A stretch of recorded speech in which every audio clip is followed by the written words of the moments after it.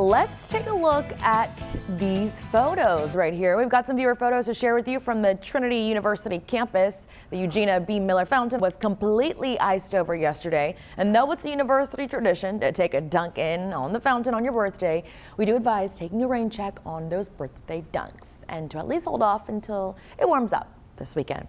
All right, now and time to take a look at all the weather that we have seen in terms of the high temperature in the past 7 days. High temperature of 60 degrees this time last week, quickly raising up to the lower 70s when that Arctic front visited us on Friday. Still didn't feel like it. We were close to seasonally average highs in the upper 60s, dropped down to the lower 50s. Sunday, we reached a high of freezing degree temperatures, hence why a lot of the icy and raining conditions had froze over those highways. Yesterday, a lot of the ice began to melt with a high temperature of 40 degrees. It's now that time of the morning where we feature our furry friend of the day from San Antonio Pets Alive. Everybody meet our furry friend, Frank. Frank is playful. He loves to go on long walks, and he also loves peanut butter. Frank is looking for his forever home, and maybe that could be you. Go give him a visit at San Antonio Pets Alive. Do also want to note that National Weather Service issued a consecutive extreme cold warning. Now, we had one yesterday that ended at noon. They reissued it, and that had been issued for all portions of South Central Texas. Now, it will only last through the 9 a.m. hour, and you'll notice that because we'll go above freezing by the time we get to noon.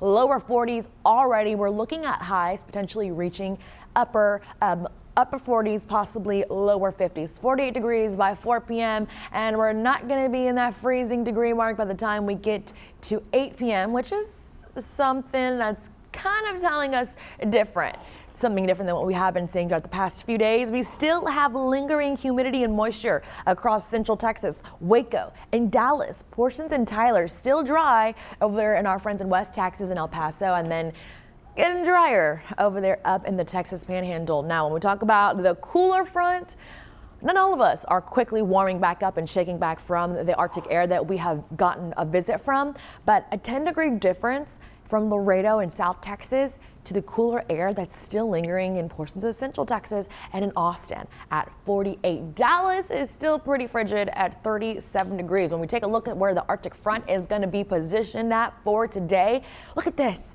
We're going to be possibly reaching a high of 50 degrees. If we don't, maybe we'll see a high of 49, 48.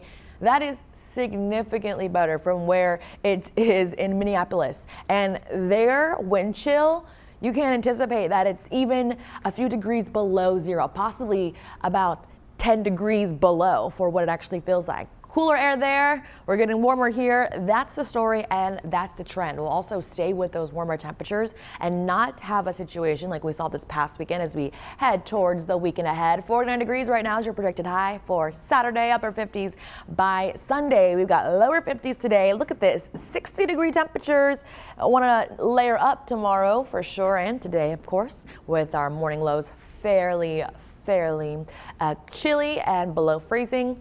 We'll be close to 70 degrees on Thursday. Won't break those 70-degree temperatures, but we will stay warm up until another cold front visits us come this weekend. I'm Atiana San Miguel. Thank you for watching our story. If you'd like to see more like it, be sure to hit that subscribe button. Also, be sure to watch us weekday mornings at 7 and 11 a.m. on KCWX.